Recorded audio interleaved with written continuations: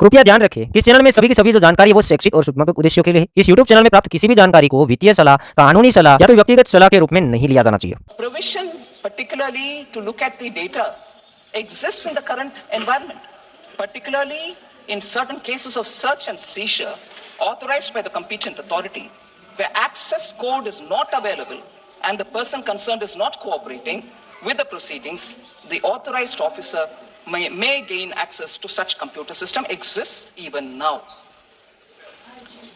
Now it is now being specifically brought in and mentioned in the new bill because what is mentioned in the 1961 Income Tax Act is books of account physically kept, and then the ledgers, and every manual record which will show about your income, your expenditure, your monies and all that is specifically mentioned.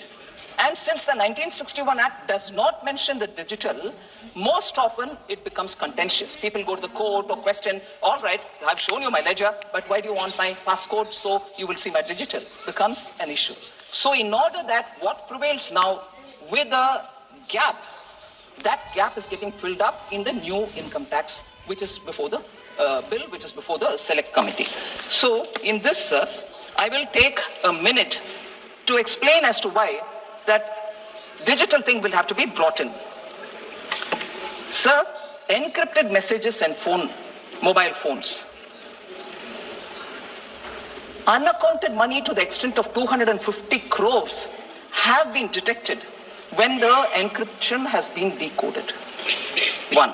Second, evidences which have been seized from WhatsApp messages, particularly crypto assets worth more than 90 crores, and the network of people involved in it have all come out of WhatsApp messages. Now, if the law does not give you the legal backing, in spite of the fact and evidence being in your face, you will have to go stand in the court to say, yes, but the law doesn't provide, but the evidence is here, the money is being misused, it is unaccounted money. It becomes tedious. And therefore, the digital element has to be brought in. I'll bring in one more example, sir. WhatsApp communications and incriminating materials found from such conversations helped to unearth the syndicate and identify the end beneficiaries of bogus bills worth 200 crores. So do I go to the court again saying, but the law doesn't allow me to look at WhatsApp messages? So we need to bring in. There's also another example, sir. Capital gains of 150 crore on sale of land was reduced to 2 crores by creating false documents of land cost of acquisition and also using all payments in banks statements as claims. जय हिंद दोस्तों, उम्मीद करता हूँ आप लोगों ने video clip देख लिया। हमारे इंडिया के फाइनेंस मिनिस्टर निर्मला सीतारमण जी 2025 के एक ऐसे टैक्स बिल के बारे में बात कर रहे हैं कि जहाँ पे लोगों को फ़ायदा भी है और कुछ नुकसान भी है। जो भी कोई बिल आएगा तो उसमें फ़ायदे भी होंगे, नुकसान भी होंगे। मैं मेरी तरफ से कुछ चीज़ें शेयर करता हूँ, बाकी हमसे भी बड़े एक्सपर्ट बैठे हुए हैं, वो कमेंट्स कर सकते हैं कि ये बिल अगर पास होता है तो क्या फ़ायदे होंगे, क्या नुकसान होंगे, वो आपको कमेंट सेक्शन के अंदर डालना है। अब ये बिल से होगा क्या?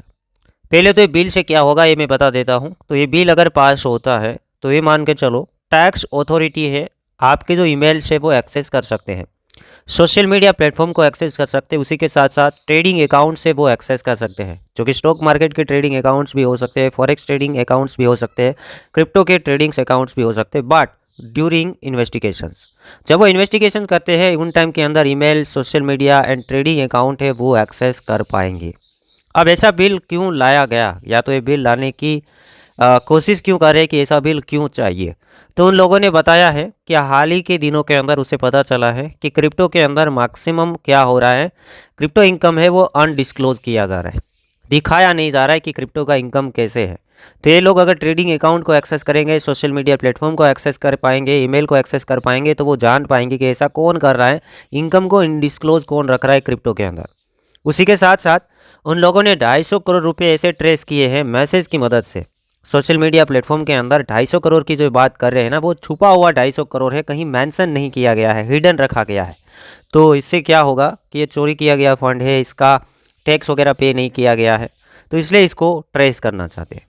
तो सिंपल बात है कि यूजर्स क्या कर रहे हैं, कुछ लोग ऐसा करते हैं ना, इनकम को अनडिस्क्लोज रखते हैं, इनकम को दिखाते नहीं हैं।